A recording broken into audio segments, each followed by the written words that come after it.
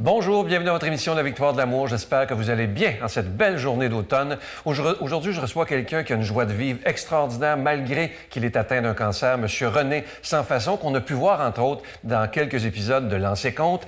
Et il va nous faire aussi une magnifique petite chanson qui s'appelle La chanson du coucou. Vous allez voir, c'est très positif et très, très beau. Et l'homélie sera faite par le bon père Michel-Marie de Paris. Bienvenue à votre émission La Victoire de l'amour.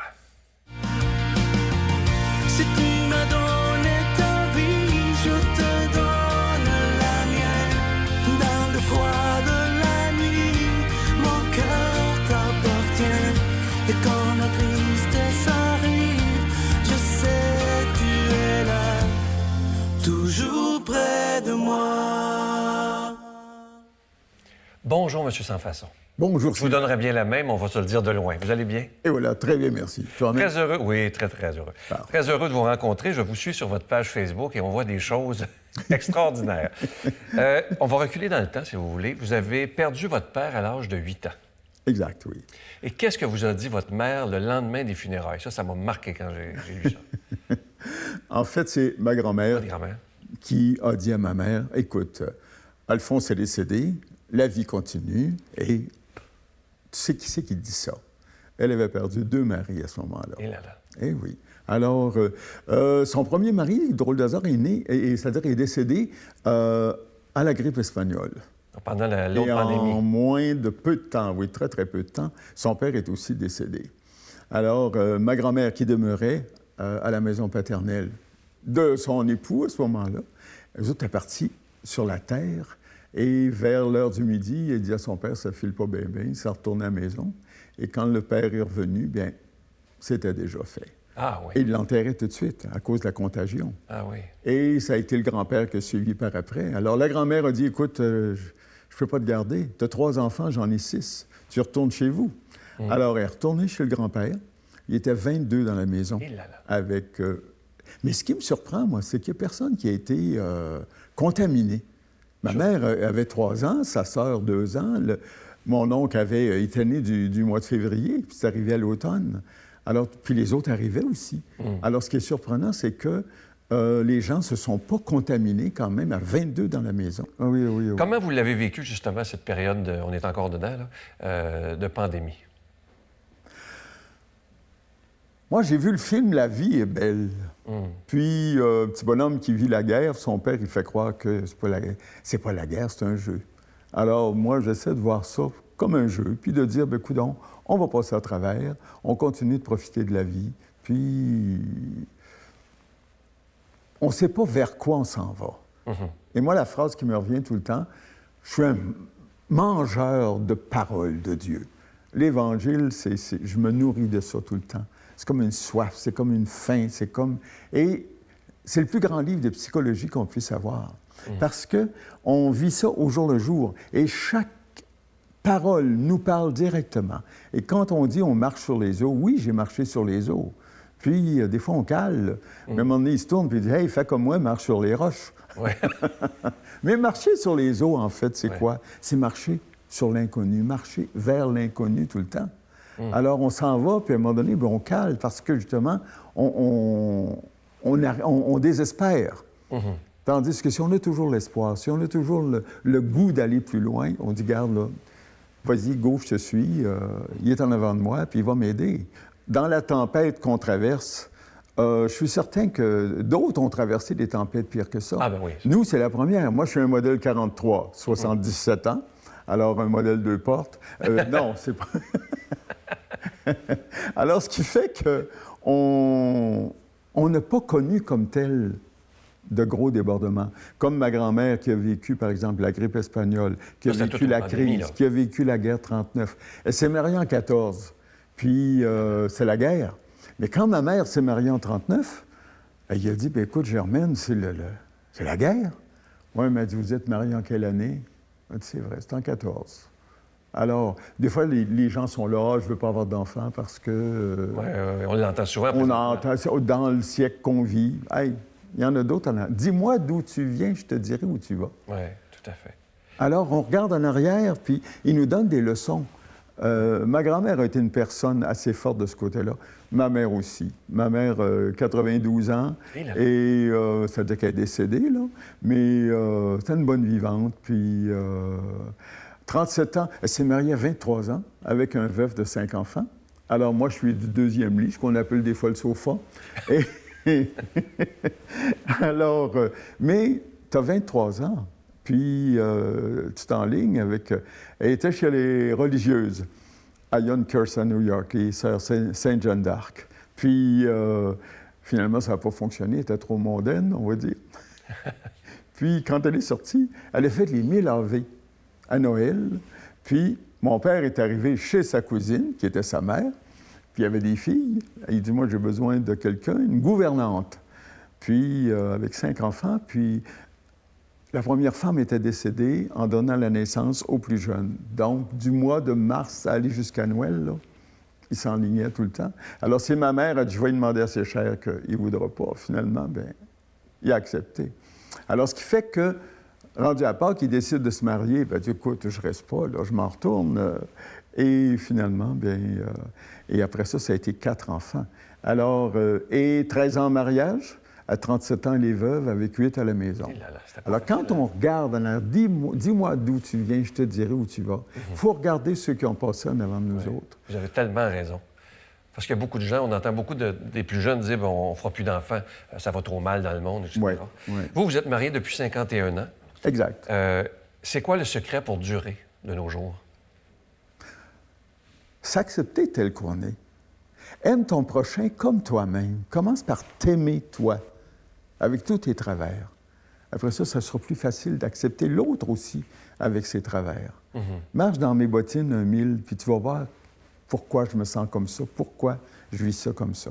Et on a passé, on a vu tous les couleurs, mais on l'a vécu, je dirais de 100 façons.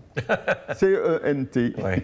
Mais la vie continue, puis ça a été la même chose pour mes enfants, d'essayer de toujours leur donner la joie de vivre. J'avais une espèce de bijou que j'ai eu à la naissance de mon fils. Et malheureusement, je l'ai perdu il y a quelques mois, justement au manoir. Et j'ai porté ça des années. Ça disait l'amour, la vie, la joie. Et les gens me rencontraient, ça, c'est ma raison de vivre. Mais d'où vient justement cette joie de vivre-là? Je dirais de chez nous. On était 16 dans la maison. Alors, c'est l'école de la vie. Puis aujourd'hui, on dit ça n'a pas de bon sens, les femmes d'autrefois, la tata. Mais ma mère s'est jamais plainte de ça. Au contraire, quand on a fêté ses 80 ans, il me disait, comment ça avait fait? Comment je voudrais pas vivre ce que vous vivez aujourd'hui. Nous autres, dans le temps, on travaillait, mais c'est pas le stress que vous avez aujourd'hui. Aujourd'hui, vous vous levez à 5h30, prépare les lunchs, et pour la garderie, puis et le soir, on vient, puis tata. Mais dis-moi, quand tout le monde était parti à l'école, puis travailler, je restais avec la bonne, puis on travaillait, puis on voyait grande maison. Mais mon père jouait le violon, ma mère jouait le piano, et on chantait beaucoup. Et j'ai perdu mon père en mai 52, et dans ce temps-là, c'était le deuil, 1 an. Pas de musique, puis en noir, puis tout ce qu'on peut, puis le demi-deuil aussi.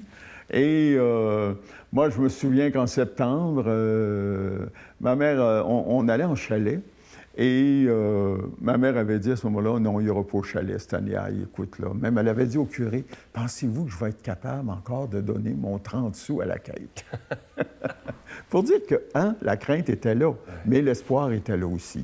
Puis, finalement, bien, au mois de septembre, il est arrivé un groupe de soldats qui connaissaient quelqu'un. Puis, ils s'étaient installés au piano, ils se sont mis à chanter le vacarme, les voisins. Hey, la mère sans façon, la veuve joyeuse, garde-moi donc ça n'a pas de bon sens.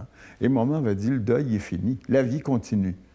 Et on a repris cette joie de vivre là. Et je peux dire que les 16 à la maison, il n'y a jamais eu de chicane. Ah non? Jamais. Puis on le dit encore aujourd'hui. Richesse, ça, hein? Oui. Famille unie, là. Ma mère disait tout le temps, la paix, c'est mieux que la peste. Oui. Dans votre famille, vous avez 2 personnes qui sont décédées il y a votre frère, je crois, votre cousine, d'un cancer de la vessie. Une de mes sœurs aussi. Une de vos sœurs qui aussi. Et actuellement, j'ai une autre de mes sœurs qui suit les mêmes traitements. Et là, vous avez un cancer de la vessie également. Eh oui, j'ai été opéré en décembre et réopéré en mars. Et finalement, bien, je viens de terminer les traitements. Alors, j'attends la cystographie, on va passer l'examen, c'est adorable. Et on verra ce que ça va donner. Mais par contre, mon épouse, elle, vit un cancer du foie. Oh là là. Ce qu'on appelle une tumeur vascularisée, c'est-à-dire qu'elle est entourée complètement de vaisseaux sanguins. Donc, ils ne peuvent pas faire de biopsie. C'est non opérable, c'est non traitable. Alors, on y va au jour le jour. Comment vous vivez ça d'être pris d'un cancer tous les deux? Est-ce qu'il n'y a pas des moments de découragement parfois? Non. Jamais. Non. Parce qu'on se dit, regarde, quand ça arrivera, ça arrivera. Puis il est arrivé un fait, ça me fait rire parce qu'on ne rit. Puis, alors à Noël, notre fille est en Nouvelle-Écosse. Puis, eux autres sont propriétaires d'un gros camping. Et alors, elle est venue pour le temps des fêtes. Et notre fils a 5 enfants. Puis, alors, ça fait 7 à la table. Oui, on s'arrange assez bien. Mais c'est l'école de la vie. Oui, bien oui. Alors, et ce qui fait que le 27 décembre, moi, je suis resté à la salle à manger avec ma fille et mon fils. Et Claudette est restée, elle, à l'appartement, au 18e, avec les 6 enfants. Et bon, elle leur a expliqué qu'est-ce qui s'en venait, puis tout ça. Ça fait que... Alors, ça fait 9 fois qu'elle est hospitalisée en un an. Puis, à chaque fois, on change d'antibiotique. Sauf que quand l'antibiotique arrête de faire effet, ou des fois, il envoie des espèces d'éruptions volcaniques dans son système. Et justement, lundi dernier, on a vécu encore ça. Et elle devient complètement ivre, complètement confuse, comme une femme saoule. Ah oui. Parce que, justement, ça crée une espèce d'ammoniaque qui fait que ça lui donne cet effet-là. Puis, mais à chaque fois, on a toujours peur qu'elle retourne à l'hôpital. Et la crainte qu'on a, c'est que ce soit le dernier antibiotique. Parce que celui qu'on a actuellement coûte 600 $ par mois. Et là, là. Alors, on a pu s'organiser pour être couvert par la régie. Alors, il nous revient quand même à 92 $, là, mais ça reste que le monde, il demande, bon, puis comment ça va? Au jour le jour. Tant que l'antibiotique fera effet, on est là. Puis, on en profite. De 24 heures à la fois. Puis... À un moment donné, c'est ça, les enfants commençaient à choisir déjà des objets, hein, quand vous allez mourir. Parce que là, il y en a 2 de 12 ans, 2 de 15 ans, puis il était 2 de 18 ans. Alors, ça nous fait comme 3 couples de jumeaux. Parce que Dominique a un garçon, une fille, et sa conjointe avait un garçon, une fille et une autre fille. Mais ils se sont rejoints dans les âges, alors ça nous fait comme 3 couples de jumeaux. Et on a une lampe plus que centenaire qui était à l'huile autrefois, qui a été convertie. Et à un moment donné, la lampe, elle l'aime beaucoup, puis elle dit... Bien, moi, elle dit... Mais ça va aller où, tout ça, quand... Bien là, vous arrangerez. Bien, elle dit, moi, je prends la lampe. L'autre, elle dit, moi, je prends la bonbonnière. Et là, on entre, et Dominique, mon fils, dit, de quoi vous êtes en train de parler? Ça a comme démystifié, ça a comme allégé ce qu'on avait à dire, puis finalement, on a ri, puis on dit, garde, là, on ne le sait pas. La gastro-entérologue a communiqué justement la semaine dernière, a dit, bon, on ne le sait pas, ça peut être 5 jours, 5 semaines, 5 mois, 5 ans. Tant qu'on aura un antibiotique qui va combattre ce fameux volcan intérieur. Et vous, avez-vous peur de la mort? Parce que quand on entend le mot cancer, ça... Non, absolument pas. Du tout. Non. Comment vous faites? Et je fais beaucoup de... Dimanche dernier, justement, je suis allé à des funérailles de mon beau-frère. Puis, pour moi, c'est de rentrer à la maison. J'ai accompagné des gens aussi qui en étaient à leur dernier moment. Et c'est toujours ça. Et moi, l'exemple du bateau qui s'en va. Et justement, la semaine dernière, je disais ça, un beau-frère qui était quand même insécure, tout ça. J'ai dit, voyons, insécure comme il est en avant complètement. On est allés en croisière ensemble, puis on était 4 couples. Et j'ai dit, Roger est en avant. Puis à un moment donné, on le voit partir, puis il est au loin, puis... Ah, il est parti. Il est disparu. Le bateau est parti. Mais là, tu dis, hey, non, le bateau, il continue. Parce qu'ailleurs, il y a un quai. Et là, il y a du monde qui attend. Et là, son père s'appelait Roméo, sa mère Albertine, puis ma mère était sûrement là. Alors, Albertine a dit, Roméo, c'est Roger, regarde, il est en avant. Puis tu vois, Albertine, qu'est-ce que... Puis là, elle se tourne, Madame sans façon, Roger s'en vient. Et moi, la mort, c'est un peu comme ça. Aucune crainte? Absolument pas. Vous êtes riche d'être comme ça, hein? Même, je peux dire, des fois, j'ai hâte pour enfin savoir, mais c'est quoi l'affaire? Puis, à un moment donné, Jean-Pierre Coallier avait été reçu à une émission avec Michel Jasmin, je pense, et Monseigneur Turcotte. Puis là, il demande, vous avez une personne à interviewer, c'est qui? Ben, je ne sais pas si c'est un homme ou une femme. Il dit Gilda, il dit non. Il dit Dieu le Père. Mais de Rembrandt, il y avait un tableau de l'enfant prodigue où Dieu a une main d'homme et une main de femme. Alors, l'amour, Dieu est amour. Est-ce qu'il y a un sexe? Est-ce que... On dit Dieu le Père, puis il y a une chose aussi. Pourquoi on dit tu au Père, tu à Jésus, tu à Joseph, et on dit je vous salue Marie. Moi, non, ça ne marche pas. Moi, je te salue, maman. Oh, c'est beau. Moi, c'est maman Marie. Ouais. Alors. Je te salue, maman. C'est beau, ça. Oui, comblé de grâce. Seigneur, t'es avec toi. Elle a été bénie entre toutes les femmes. Puis, tu sais, il me semble que ça se dit bien mieux. Puis, oh Marie, Sainte Mère de Dieu. Maman Marie, Sainte Mère de Dieu. Ouais. Hey, prie pour nous autres, lâche-nous pas, là. Nous autres, on est une gang de pécheurs. Ah, il n'y a plus de péché! Non! Moi, c'est drôle, j'en vois beaucoup, même où je demeure. Le plus gros péché que le monde a actuellement, c'est quoi? La gourmandise. C'est incroyable. Le monde n'a jamais tant mangé de sandwich au prochain. Oui, ça, c'est vrai. Pour en revenir à mon Jean-Pierre Coallier, moi, quand je vais mourir, ils avaient une question, laquelle? J'ai une question. Pourquoi? Je dis à ma femme, hey, la même chose que moi. Moi, quand je vais arriver de l'autre côté, pourquoi? Pourquoi tant de misère? Pourquoi tant de choses? Pourquoi? Ouais. Et Monseigneur Turcotte a dit, tu n'auras pas besoin de poser la question. Ouais. Et tu vas avoir la réponse tout de suite. Tout à fait. C'est comme on parle du purgatoire. Moi, le purgatoire, je vois ça comme une période d'adaptation, exactement comme quand on vient au monde. On ne voit pas, on ne parle pas, on n'a même pas de dents, on ne marche pas. Les animaux, aux autres, ça fait à peu près 1 heure, puis ils commencent déjà à courir partout. Mais si on avait tout ça en partant, la mort, pour moi, c'est aussi le papillon qui passe au-dessus de la chenille. Puis que la chenille était fatigante. Qu'est-ce que tu fais là? Ben, regarde, là, j'étais comme toi avant. Et je suis devenu... voyons là. Hein, et c'est la même chose. On a ce ne sera pas de la même manière. Même chose que si on avait à communiquer avec un enfant. Qu'on dirait, regarde, là, tu as des mains, tu vas jouer le piano avec ça, tu vas écrire, tu as une bouche, tu vas chanter, tu vas... Ça là, toi, voyons donc. Ça se peut pas. Ouais. Hey, lâche-moi, toi, là. Tu vas manger, etc. Ouais. Je vous écouterai pendant des heures, mais là, vous allez aller chanter. Qu'est-ce que vous nous chantez? Oh, mon Dieu! Ça, c'est une chanson fétiche de la famille Sans Façon. La chanson du coucou. La chanson du coucou. Et ça date des années 1900. C'était Albert Marié qui chantait ça. Et ma grand-mère la chantait, sa mère la chantait.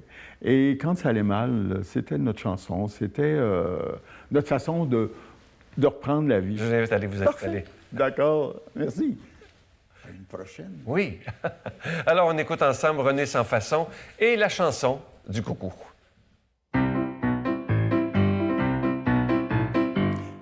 Un jour que j'étais le cœur en peine, assis sous un arbre quand soudain, un petit oiseau, branché tout là-haut, se mit à chanter ce doux refrain. Ayez toujours un bon sourire et fermez votre parapluie, et vous pourrez bientôt voir luire le soleil à travers la pluie. Si parfois le bonheur ne vous sourit pas, gardez un air joyeux et le beau temps reviendra. Ayez toujours un bon sourire et fermez votre parapluie. C'est alors que j'ai trouvé sans peine le secret du bonheur ici-bas. Et je puis vous dire qu'avec un sourire, vous n'aurez pas besoin d'en tout cas. Ayez toujours un bon sourire et fermez votre parapluie. Et vous pourrez bientôt voir luire le soleil à travers la pluie. Si parfois le bonheur ne vous sourit pas, gardez un air joyeux et le beau temps reviendra. Ayez toujours un bon sourire et fermez votre parapluie. Ayez toujours un bon sourire et fermez votre parapluie. Oh voilà, excusez-la, comme on disait autrefois. Notre Père qui es aux cieux, que ton nom soit sanctifié, que ton règne vienne, que ta volonté soit faite sur la terre comme au ciel. Donne-nous aujourd'hui notre pain de ce jour. Pardonne-nous nos offenses comme nous pardonnons à ceux qui nous ont offensés. Ne nous laisse pas entrer en tentation, mais délivre-nous du mal, car c'est à toi qu'appartient le règne, la puissance et la gloire pour les siècles des siècles. Amen. Mon Père, je m'abandonne à toi. Fais de moi ce qu'il te plaira. Quoi que tu fasses de moi, je te remercie. Je suis prête à tout, j'accepte tout, pourvu que ta volonté se fasse en moi, en toutes les créatures. Je ne désire rien d'autre, mon Dieu. Je remets mon âme entre tes mains. Je te la donne, mon Dieu, avec tout l'amour de mon cœur, parce que je t'aime. Et que ce m'est un besoin d'amour de me donner, de me remettre entre tes mains, sans mesure, avec une infinie confiance, car tu es mon Père. Encore une fois, je suis très heureux de vous parler du cadeau du mois d'octobre, une belle exclusivité de la Victoire de l'amour. C'est un livre que vous ne retrouverez pas en librairie. C'est mon nouveau livre qui s'intitule « Les anges messagers de Dieu ». Découvrez l'ange qui vit avec vous. Vous savez que le mois d'octobre est le mois des anges gardiens. Leur fête était le 2 octobre dernier. Nous avons tous un ange gardien.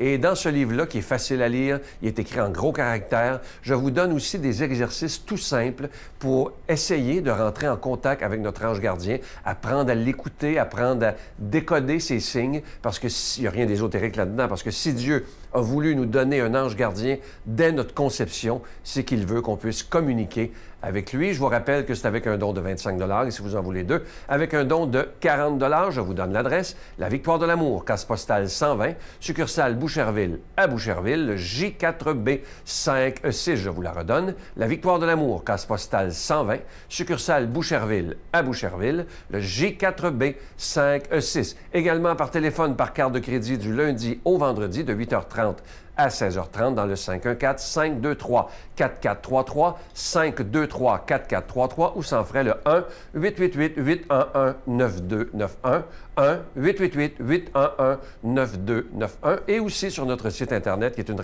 façon très rapide, simple, sécuritaire et efficace de faire votre don, le www.lavictoiredelamour.org. Vous savez que c'est un livre qui se donne très, très bien en cadeau. Je vous rappelle le titre, « Les anges messagers de Dieu ». Découvrez l'ange qui vit avec vous. Je prends le temps de vous remercier de tout mon cœur de votre grande générosité. Mon Dieu, donnez-moi la sérénité d'accepter les choses que je ne peux changer, le courage de changer les choses que je peux et la sagesse d'en connaître la différence. Amen.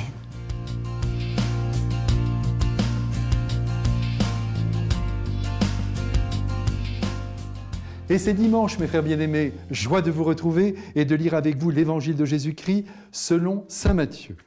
Les pharisiens se concertèrent pour voir comment prendre en faute Jésus en le faisant parler. Ils lui envoient leurs disciples accompagnés des partisans d'Hérode. « Maître, lui disent-ils, nous le savons, tu es toujours vrai et tu enseignes le vrai chemin de Dieu. Tu ne te laisses influencer par personne, car tu ne fais pas de différence entre les gens. Donne-nous donc ton avis. Est-il permis, oui ou non, de payer l'impôt à l'empereur ?» Mais Jésus, connaissant leur perversité, riposta, « Hypocrite, pourquoi voulez-vous me mettre à l'épreuve ? Montrez-moi la monnaie de l'impôt. » Ils lui présentèrent une pièce d'argent. Il leur dit, « Cette effigie et cette légende, de qui sont-elles ? » « De l'empereur César, répondirent-ils. » Alors il leur dit, « Rendez donc à César ce qui est à César, et à Dieu ce qui est à Dieu. » Mes frères bien-aimés, une fois encore, nous prenons la main dans le sac de la fourberie, nos frères les pharisiens, qui ont l'intention de conduire le Christ à la mort en le prenant en défaut sur un point ou sur un autre. Et aujourd'hui, ils ont imaginé un plan diabolique dans lequel, grâce à son intelligence parfaite, le Christ ne va pas tomber. Ces pharisiens sont tellement sournois, disons-le sans détour, qu'ils commencent par lui adresser un compliment afin de mieux l'amadouer. La technique est hélas courante. Et je dirais même qu'elle est pourrie. Mais peut-être nous est-il déjà arrivé de l'employer pour obtenir quelque chose de quelqu'un. Et si c'était le cas, regrettons-le. Regrettons-le vraiment, car Dieu tient en horreur la duplicité. Et promettons-nous de ne jamais recommencer. Cette méthode pour tromper l'adversaire, et peut-être même l'ami, est vraiment abominable. On le félicite pour arriver à nos fins, mais c'est une horreur. Mais ce qui est intéressant dans cette histoire, c'est de constater que les pharisiens, au fond, ont bien compris qui est le Christ. Tu enseignes le vrai chemin de Dieu, lui disent-ils. Tu ne te laisses influencer par personne. Tu ne fais pas de différence entre les gens, qu'ils soient riches, qu'ils soient pauvres. Il est très ou instruit. Ah, c'est là un joli portrait intérieur de Jésus. Et comme nous devons lui ressembler, à ce stade de l'histoire, il est important que nous nous demandions déjà si, par notre présence, par notre amour, par le don de notre parole, nous enseignons le vrai chemin de Dieu, ou si nous voulons faire triompher nos propres idées. Demandons-nous si nous ne nous laissons influencer par personne, ou si nous sommes des girouettes, gardant parfois le silence alors qu'il faudrait intervenir sur tel ou tel sujet pour continuer d'être fidèles au Christ. Mais que faire?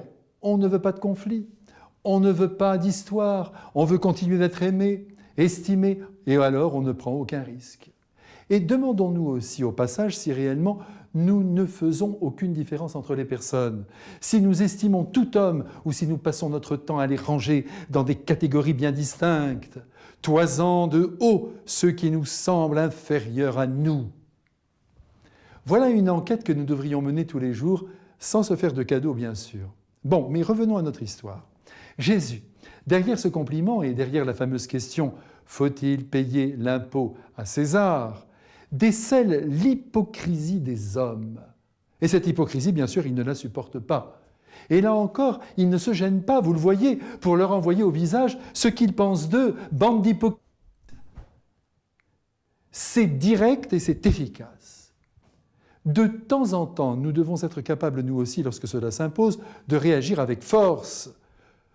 Mais pour en venir au fond, revenons à l'histoire, les pharisiens, à tous les coups, pensent que Jésus va répondre par la négative. Nous ne devons pas payer l'impôt, nous sommes au-dessus de l'État, nous ne pactisons pas avec les Romains. C'est notre liberté de peuple messianique qui nous place au-dessus de tous les pouvoirs, et à commencer par le pouvoir public.